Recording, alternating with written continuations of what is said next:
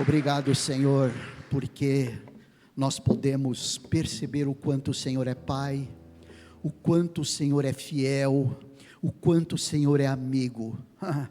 Quem somos nós para sermos chamados amigos teus? Não merecemos realmente esse privilégio. Te agradecemos, em nome de Jesus, amém. Amém. Os irmãos podem se assentar, por favor. Prazer vê-lo novamente, Leandro, viu? Oramos por você, oramos como igreja por você, e que bom que você está na ativa aí. Obrigado, Geisa, por ver você aí, viu? Deus abençoe, amém, amém. Muito bom, eu gostaria de continuar falando sobre esse tema geral, que é adoração. Nós temos falado já uns bons domingos sobre adoração e sobre alguns vieses de oração, algumas ideias, ou seja, subassuntos ou subtemas que estão ligados à adoração. Temos percebido que a percepção da graça faz parte disso. A percepção da graça de Deus faz com que a nossa adoração seja conforme o que Jesus nos ensina. Deus é Espírito e importa que os que o adoram em Espírito e em verdade. Nós pudemos perceber que dentro dessa percepção da graça, olhamos a graça comum, que atinge, que vem sobre toda a humanidade, independente de ser crente ou não, de ser salvo ou não, de ser filho ou não. Todas as criaturas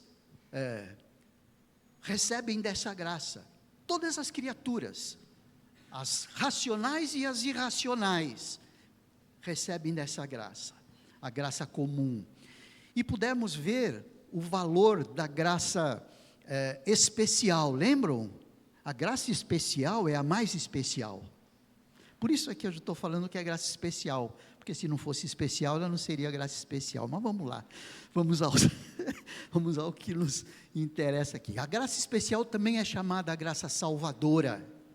É a graça que nos atinge como crentes em Jesus, e nos atinge porque fomos alvos dessa graça a partir da cruz.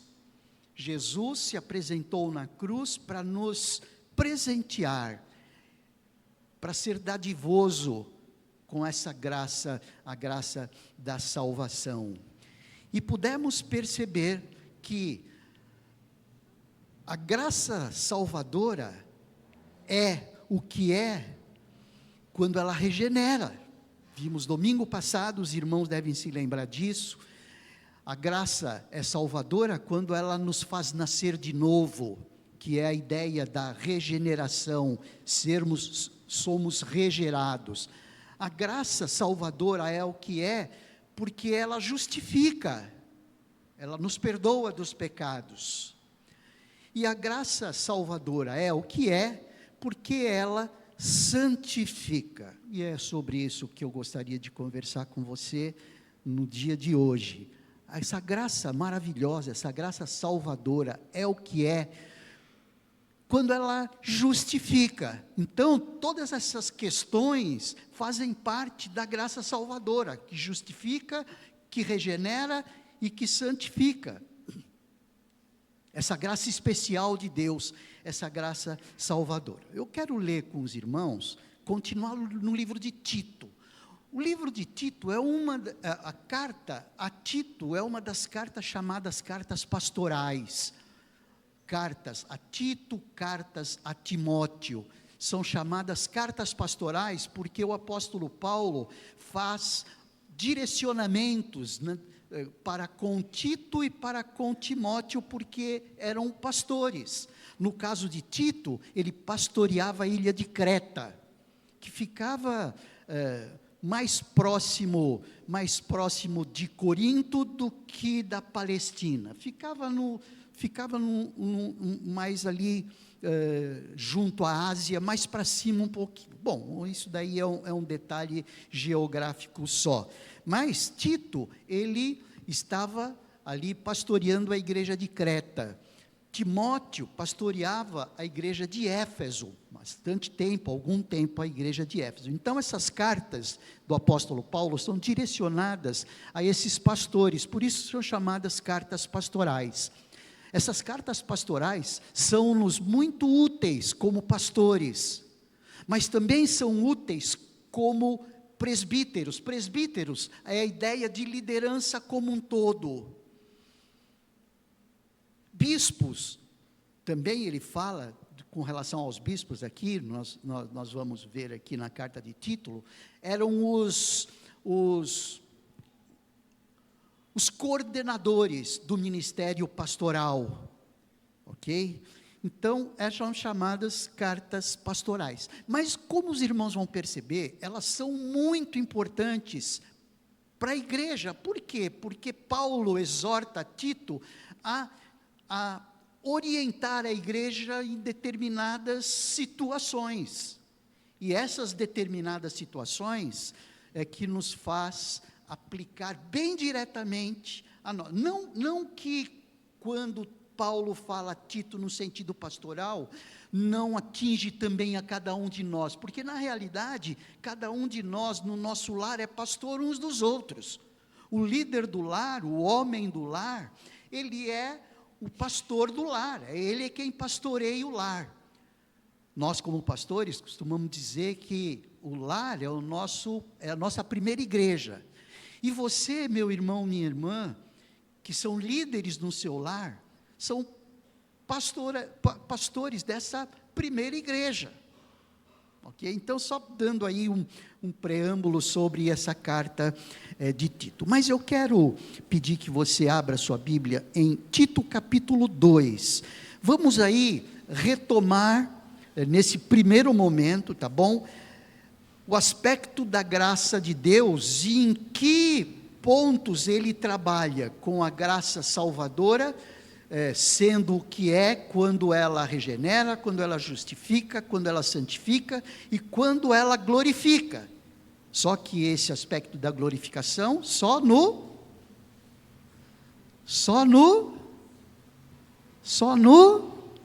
céu, não é? Nós seremos glorificados, receberemos a coroa de glória no céu. Ok, vamos lá, capítulo 2 de Tito, versículo 11 até o versículo 15. Porque a graça de Deus se manifestou trazendo salvação a todos. Essa é a graça salvadora, é a graça especial. Ela nos educa para que, renegadas a impiedade e as paixões mundanas, vivamos neste mundo de forma sensata e piedosa. Então, esse versículo 12 é o versículo áureo, é o versículo principal do tema de hoje, que fala que a graça é salvadora quando ela santifica. Então, esse versículo 12 é proeminente, e ela nos educa para que, renegadas a impiedade e as paixões mundanas, vivamos neste mundo de maneira ou de forma sensata, justa e piedosa, aguardando a bendita esperança e a manifestação da glória do nosso Deus e Salvador Jesus Cristo, que é a graça salvadora quando ela glorifica, esse versículo 13. Ele deu a si mesmo por nós, a fim de nos remir de toda iniquidade, e purificar para si mesmo um povo exclusivamente seu, dedicado à prática de boas obras. Ensine essas coisas, Paulo fala para Timóteo, para Tito especificamente. Ensina estas coisas, também exorta e repreenda com toda autoridade, que ninguém despreze você. Então, esse é o trecho que realça aí o versículo 12, que fala que a graça salvadora é o que é quando ela santifica. Essa compreensão em relação à santificação ela é imprescindível para a vida cristã. Da mesma forma como é imprescindível para a vida do ser humano, após nascer, o desenvolvimento da sua vida como um todo. Desde quando ele nasce, depois ele vai crescendo, vai criando músculos, literalmente falando, vai criando uma estrutura, literalmente falando, física, vai criando compreensão, vai sendo educado, vai aprendendo a falar, vai para a escola, conquista aí as suas coroas aí, nas várias etapas, vai para a universidade, trabalha com uma família, conquista uma família, educa a família. Então nós vemos aí o quê? Um desenvolvimento após o nascimento. Então a santificação, da perspectiva espiritual, ela pode ser muito bem exemplificada por esse desenvolvimento físico. Ninguém nasce para ficar como nasceu. Ele nasce para criar uma estrutura. Espiritualmente também, ele é regenerado, é nascido de novo, ele é justificado, tem o seu restabelecimento de relações com Deus, os seus pecados, aqueles pecados que fazem com que a ira de Deus esteja sobre os seus ombros, foram limpos. Os pecados, aquele pecado da rebelião, aquele pecado que herdamos da nossa mãe, do nosso pai. Não estamos falando dos pecados que nós cometemos sempre, porque senão alguém pode dizer assim: pastor, às vezes você fala que todos pecam, mas Jesus já não levou os pecados? Sim, ele levou aquele pecado que nos torna pecadores, é o tal pecado original. Mas que, todas as vezes que pecamos, porque nós vamos continuar pecando, porque a nossa estrutura pecaminosa, ela é perdoada quando nós confessamos esses nossos pecados, e João fala que ele é fiel e justo para perdoar os nossos pecados. Então, só para esclarecer esse ponto, a santificação, ela é um processo de nos tornar cada vez mais santos. Aí cabe também mais uma explicaçãozinha. Santo não significa sem pecado. Santo significa separado. A igreja de Jesus, ela foi separada. Então a igreja de Jesus é santa, porque ela foi separada para a obra do reino. Eu fui separado para a obra do ministério. Os irmãos foram separados para a obra do seu ministério que Deus deu para você através do seu dom, ou dos seus dons. Aliás, hoje na classe de novos, nós vamos falar sobre dons, não sobre o dom espiritual, mas sobre os dons espirituais. Então a santificação é esse processo que nos torna cada vez mais separados ainda, cada vez mais consagrados, ok? Mas também, ele tem o propósito de nos tornar cada vez mais sem pecado. Percebe que são dois os efeitos aí. Um, de nos fazer mais consagrados. Quando mais consagrados, temos mais discernimento do que é certo e o que é errado. Quanto mais discernimento e mais próximo de Deus, mais o pecado que nos assedia nos incomoda, e cada vez mais nós reagimos contra esse pecado que cada vez mais nos assedia de maneira mais forte. A santificação vai nos dando capacidade para dizer não ao que precisa ser dito não, para dizer sim o que precisa ser dito sim. Sim, eu vou ser assim. Sim, eu vou fazer o que Deus está dizendo que eu devo fazer, mesmo que eu mesmo não estou contente em fazer aquilo que Deus está dizendo que eu faça. Os irmãos entenderam o que eu quero dizer?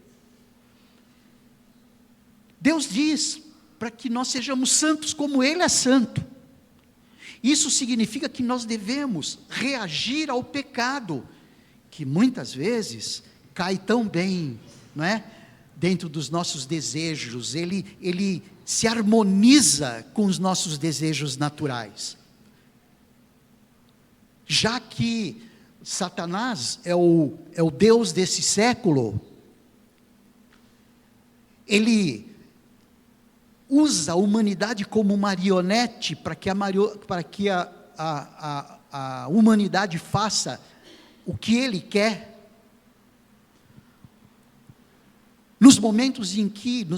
Na maioria das vezes que ele deseja, que ele tome conta, que ele gerencie, que ele comande, aí nesse ponto nós falamos, quem me comanda não é você, quem me comanda é Jesus. Sabe, então isso, gente, precisa ter maturidade espiritual para isso. Da mesma forma como uma criança, quando ela vai criando uma estrutura intelectual, ela vai sabendo o que é certo e o que é errado, e ela sabe discernir o que ela pode e o que ela não pode fazer. Também espiritualmente funciona dessa forma. Esse processo de santificação, ele vai nessa direção. E a base desse processo de santificação é a graça, porque sem essa graça ninguém consegue operacionalizar essa santificação, essa condução não só conforme a minha cabeça dita, mas conforme o meu coração salvo, pleno do Espírito Santo dita. Percebe isso? Então, essa santificação é um processo de nos colocar cada vez mais santos, e nos dois sentidos, cada vez mais separados e consagrados, cada vez mais buscando o seu reino e a sua justiça, como Mateus fala no capítulo 6, versículo 33, buscai primeiro o seu reino e a sua justiça, e todas as outras coisas, as coisas que você precisa para viver no presente século, vos serão acrescentadas.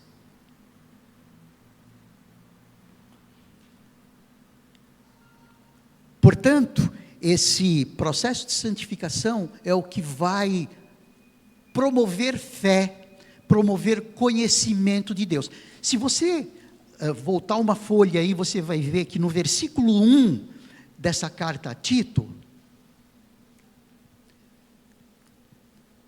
você já está na carta de Tito, então é fácil, afasta uma folha em alguns casos aí. O versículo 1 diz assim: Paulo, ele está dizendo quem é que está escrevendo para Tito. Paulo, servo de Deus e apóstolo de Jesus Cristo, para promover a fé que é dos eleitos de Deus e o pleno conhecimento da verdade segundo a piedade. Algumas versões diz como viver uma vida de devoção, ou seja, algumas versões diz para promover a fé que é dos eleitos de Deus e o pleno conhecimento da verdade, como viver uma vida de devoção. São outras versões. Vida de devoção é uma vida cada vez mais separada, cada vez mais consagrada. Então, quando Paulo escreve a Tito, ele escreve a Tito com esse objetivo. Olha, não só para você, mas também que você ensine isto para a igreja. Eu quero aproveitar e dizer, um dos privilégios de nós estarmos juntos como igreja, porque quando nós nos sentamos aí para ouvir a voz de Deus, não é? Para ouvir o que Deus está falando nas Escrituras, nós temos esse objetivo, com esse objetivo de promover a fé, nos estruturar cada vez na fé e nos ir completando ao pleno conhecimento da verdade e nos ensinar como viver uma vida de devoção. Percebe isso? Dando vazão ao que a graça salvadora é. Ela é quando santifica, ela é quando ela promove fé, ela é quando nos leva ao pleno conhecimento de Deus, ela é quando nos ensina a viver uma vida de devoção. Muito, muito interessante isso. Ponto importantíssimo, é para que haja discernimento da igreja de Jesus, quanto ao que ela vem fazer, não só na igreja, mas quando ela faz, quando na família ela tem esse tempo, quando cada um tem esse tempo com a palavra. Você percebe? É da individualidade para o geral, cada um de per si buscando isso, cada família buscando isso, e na igreja, que é a união de famílias, que é um conglomerado de famílias, buscando isto, promover fé, conhecimento, pleno conhecimento da verdade, e nos ensinando a como viver uma vida de devoção. Tudo isso, gente, que vai dar qualidade de vida para a gente, percebe? Quando Jesus Cristo disse, eu vim para que vocês tenham vida, e vida abundante, em João 10,10, ele fala isso, porque o diabo ele vem para roubar, matar e destruir, mas eu vim para que vocês tenham vida, e vida em abundância, vida bios e vida zoe, vida física e vida espiritual. Olhem só que preciosa é essa carta a Tito. Quando nós pensamos em santificação no sentido de nos tornar cada vez mais puros, existem vários outros textos que nos ensinam isso. Se você olhar Efésios, vá lá em Efésios, nós não vamos ler não, mas só para mostrar o texto para você. Quando nós olhamos Efésios, é um dos textos ali no capítulo 4, a partir do versículo 17.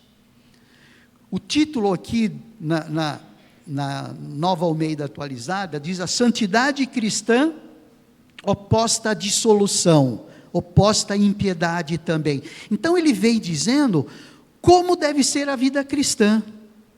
Não vivam mais como os gentios que vivem na vaidade dos seus próprios pensamentos, tendo o seu entendimento obscurecido, separado da vida que Deus concede, por causa da ignorância que vivem pela dureza dos seus corações.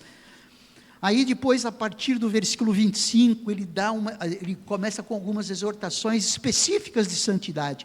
Por isso, deixando a mentira, que cada um fale a verdade com o seu próximo, fiquem irados e não pequem, não deixem que o sol se ponha sobre a vossa ira, nem deem lugar ao diabo, ou seja, não vai dormir com raiva, não vai dormir com ira, vai dormir o que? Senhor, me perdoa, Senhor, eu quero amar aquele para quem eu estou dirigindo essa ira, enfim, não saia da boca de vocês nenhuma palavra suja, mas unicamente a que for boa para edificação. Algumas versões dizem, não saia da vossa boca nenhuma palavra torpe, palavra chula, palavras sem sentido, palavras que não edificam, muito pelo contrário, é que ele vem dizendo aqui, não saia da vossa boca nenhuma palavra suja, mas unicamente a que for boa para edificação, e não entristeça, o versículo 30, não entristeça o Espírito de Deus, enfim, ele vem dando aí, esse é um dos textos, todo o Antigo Testamento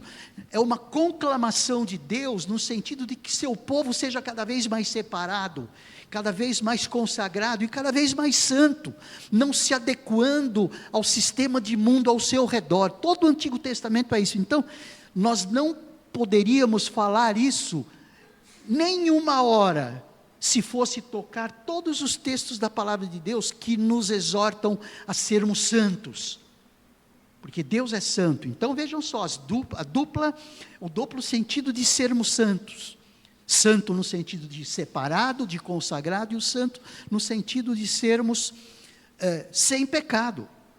1 Pedro fala isso, João ali na primeira carta também fala isso, ou seja, a Bíblia é muito extensa em relação a esse assunto. Mas eu quero ficar aqui em Tito, porque ele dá algumas ênfases bem interessantes aí, sobre essa santificação em Tito.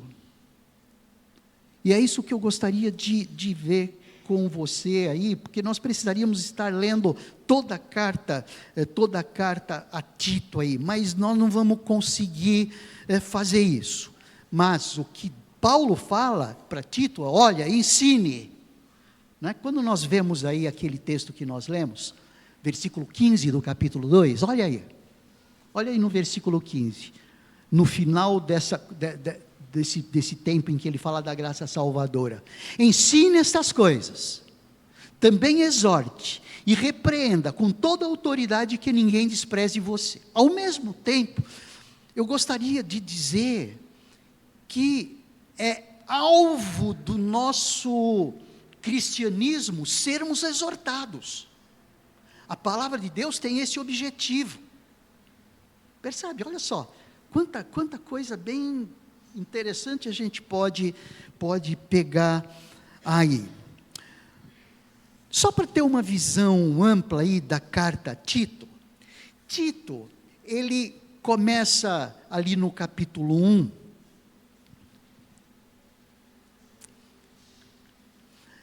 e a partir do versículo 5,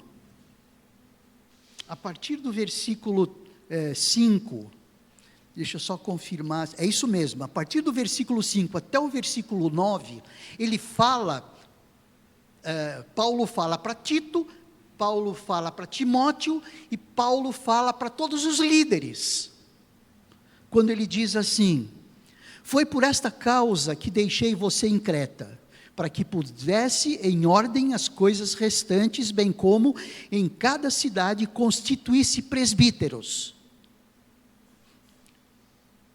que são esses anciãos, esses líderes, conforme prescrevia você, alguém que seja irrepreensível, marido de uma só mulher, que tenha filhos crentes, que não são acusados de devassidão, nem são insubordinados. Também é indispensável que o bispo, que é o coordenador do presbitério, pensando no sistema de presbitério, porque é indispensável que o bispo, por ser encarregado das coisas de Deus, seja irrepreensível, não arrogante, alguém que não se irrita facilmente, não apegado ao vinho, não violento nem ganancioso. Pelo contrário, o bispo deve ser hospitaleiro, amigo do bem, sensato, justo, piedoso, deve ter domínio de si, ser apegado à palavra fiel, que está de acordo com a doutrina, para que possa exortar pelo reto ensino e convencer os que contradizem este ensino. Esse período, esse tempo de texto aqui, do versículo 5 ao versículo 9, é um texto muito direcionado aos pastores, aos bispos, aos líderes, aqueles que são líderes na igreja. E aí, nós estamos no alvo dessa atenção, nós como pastores, precisamos ensinar isso, e com tranquilidade, nós podemos ensinar Tito, sem estar sendo hipócrita. Nós estamos nos colocando na berlinda, falo aí de eu, pastor Fernando, pastor Moisés, e liderança também, liderança faz parte disso, liderança faz parte da classe de presbíteros, bispos faz parte dos que comandam os ministérios.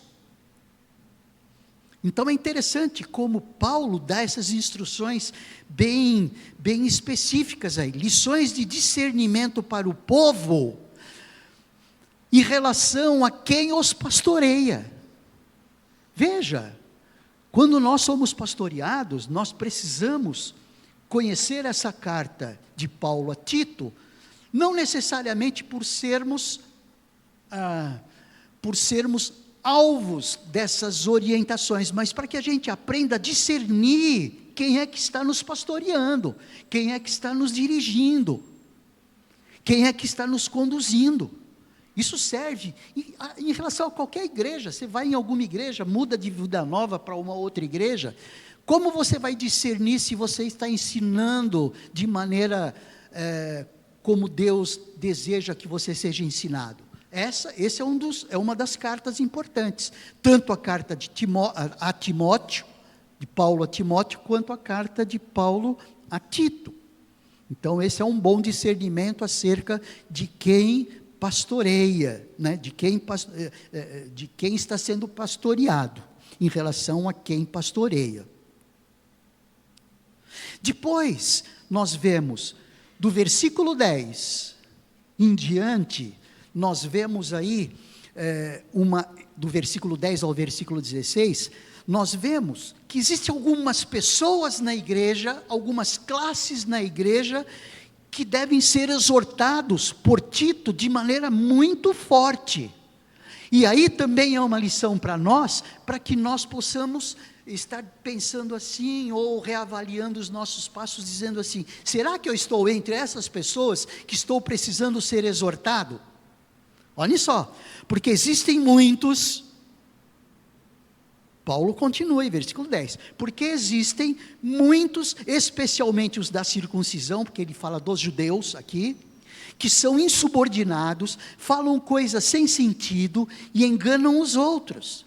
É preciso fazer com que se calem, porque andam pervertendo casas inteiras, ensinando o que não devem, com a intenção vergonhosa de ganhar dinheiro. Foi um dos cretenses, porque ele estava em Creta, e quem morava em Creta era chamado de cretense. Um profeta deles, que era cretense, ele mesmo disse: os cretenses são sempre mentirosos, feras terríveis, comilões, preguiçosos. Olhem só, o próprio profeta, o próprio profeta cretense fala isso dos cretenses, declarando, quem ele é ou quem eles são. Esse testemunho é verdadeiro, portanto, repreenda-os severamente para que sejam sadios na fé, e não se ocupem com fábulas judaicas, nem com mandamentos de gente que se desvia da verdade. Eu quero ficar um pouquinho nesse versículo 14 aqui, bem rápido, como que abrindo e fechando um parênteses, dizendo que nós, quando estamos na igreja, quando estamos sendo pastoreados, nós estamos sujeitos a isso, porque quem diz que não tem pecado? Quem diz que não erra? Quem diz que não age mal, muitas vezes uns com os outros? Então, isso é para que nós possamos entender que do ministério pastoral, do presbitério, da liderança, deve vir essas exortações que precisam ser acatadas. Percebe? Não tem essa história de o que ele tem com a minha vida, ele não sabe não, ele está te pastoreando, ele está cuidando de você, percebe? E aí ele continua aqui, dizendo, versículo 15, todas as coisas são puras para os puros, mas para os impuros e descrentes nada é puro, porque tanto a mente como a consciência deles está corrompida. Afirmam que conhecem a Deus, mas o negam por meio do que fazem.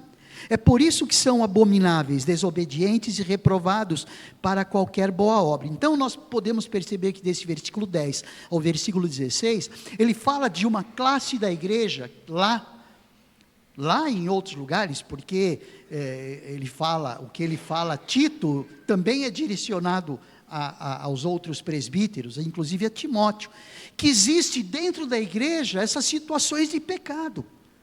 Já ouviram a expressão de que a igreja é um hospital? Já ouviram essa expressão?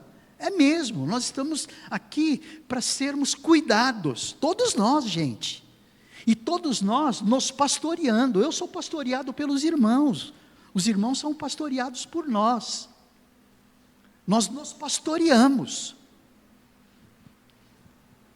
Agora, a partir do capítulo 2, isso para os irmãos perceberem, o que está à volta da santificação, de que a graça salvadora é salvadora quando santifica, ou seja, quando nos aborda nessas questões aqui que nós estamos falando. Então, o capítulo 2 começa a mostrar algumas classes de pessoas.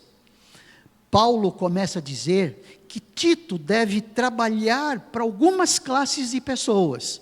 Então, primeiro no versículo 2, do capítulo 2, ele está falando a homens idosos que sejam moderados, respeitáveis, sensatos, sadios na fé, no amor e na perseverança. Um detalhe aqui é que os homens idosos para a época eram homens de 50 a 56 anos. Então, muitos de nós aqui já somos hiper, super, mega idosos. Viu, Tadeu? Nós, Eu falo nós. 50 a 56 anos, ou seja, homens já maduros, não é? E é necessário que Tito os pastoreie nessa direção. Olha, fale a eles, ensine o que está de acordo com a sã doutrina, como o versículo 1 diz, do capítulo 2, quanto aos homens idosos, que sejam moderados, respeitáveis, sensatos, sadios na fé, no amor e na perseverança. Nós precisaríamos de tempo bastante para pegar cada um desses elementos aqui e destrinchar o que é um homem moderado, o que é um homem respeitável, o que é um homem sensato, o que é um homem sadio na fé. Mas eu quero abordar isso com você de maneira mais ampla, confiando no teu bom senso, por enquanto. Tá bom? Até nós termos oportunidade de destrinchar isso, de detalhar tudo isso. Então, aos homens, e ele começa pelos homens, por quê? Porque os homens são os líderes no lar, são os coordenadores do lar. Não os senhores e o restante escravo, não é isso, tá bom?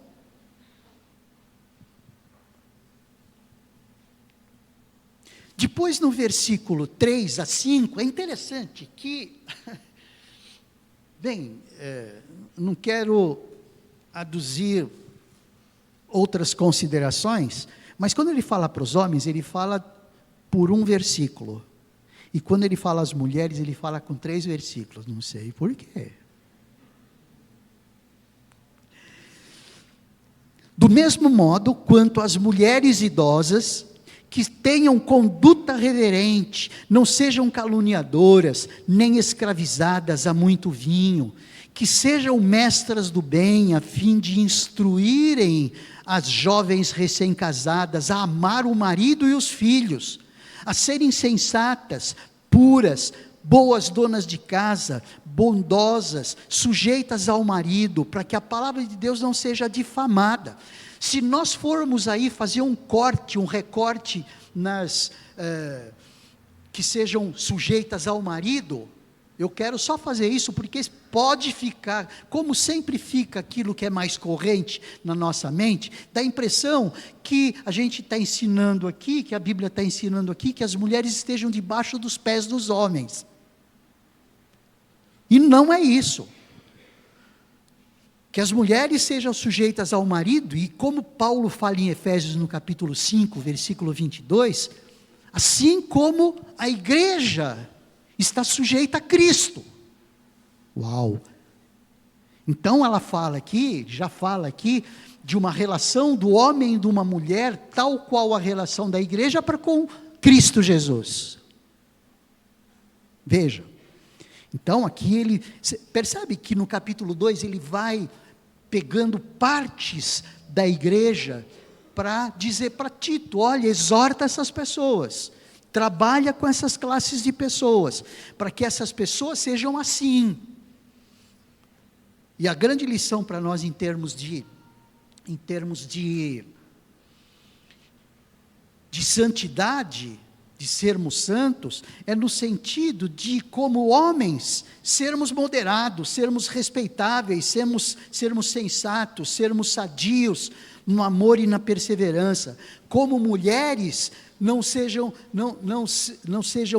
sendo caluniadoras, nem escravas a muito vinho, mestras do bem, com capacidade de instruir as jovens recém-casadas a amar o marido e os filhos, a serem sensatas, puras, donas de casa, bondosas, sujeitas ao marido, para que a palavra de Deus não seja difamada. Então, isso faz parte da santificação.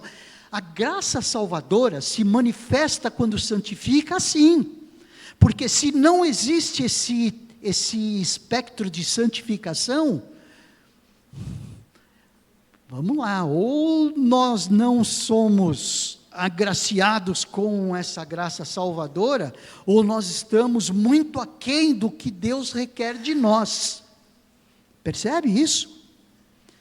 Então falou aos homens mais velhos, falou às mulheres mais velhas, e fala aos jovens. No capítulo 2, versículos 6 a 8. 3 versículos também. De 6 a 8 ele diz assim, do mesmo modo, quanto ao mais, jovens, exorte-os para que em todas as coisas sejam moderados, seja você mesmo, aí ele fala, versículo 1 só, tá bom? Do mesmo modo quanto aos mais jovens, exorte-os para que em todas as coisas sejam moderados.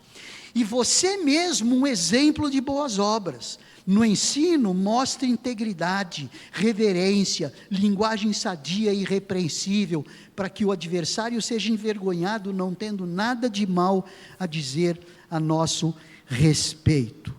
Então, percebem aí o quanto nós podemos deduzir aqui da carta de Tito, as instruções de Paulo a Tito com relação a, desde os líderes até classes específicas da igreja, e que todos nós nos enquadramos nelas.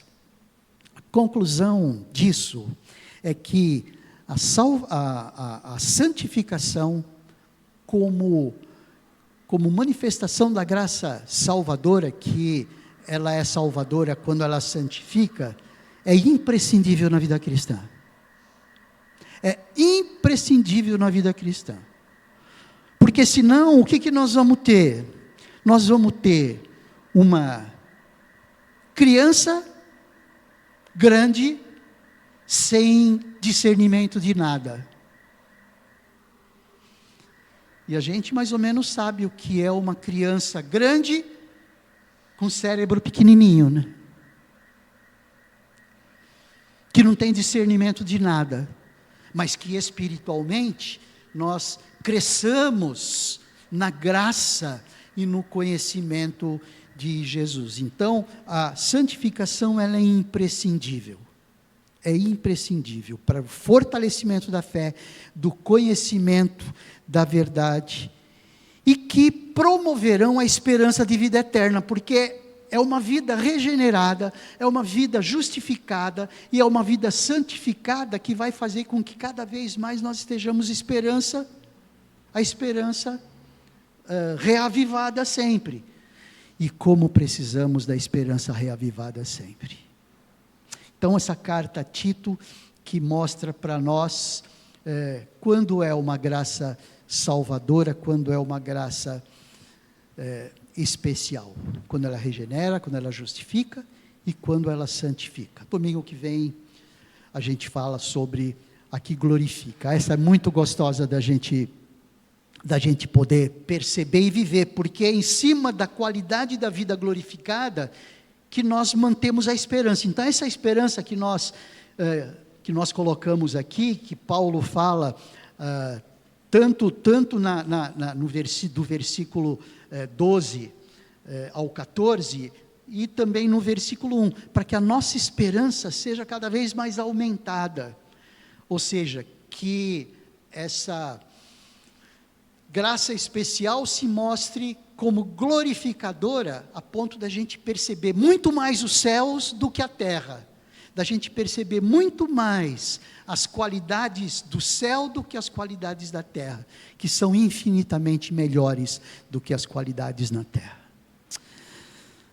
Continuamos em oração, para que o Senhor nos dê discernimento e compreensão, de ter a nossa vida cada vez mais separada, cada vez mais consagrada, para que a gente viva conforme a palavra de Deus nos ensina. Essa carta de Paulo a Tito, na realidade é uma carta de Deus para cada um de nós, porque ela é um oráculo de Deus.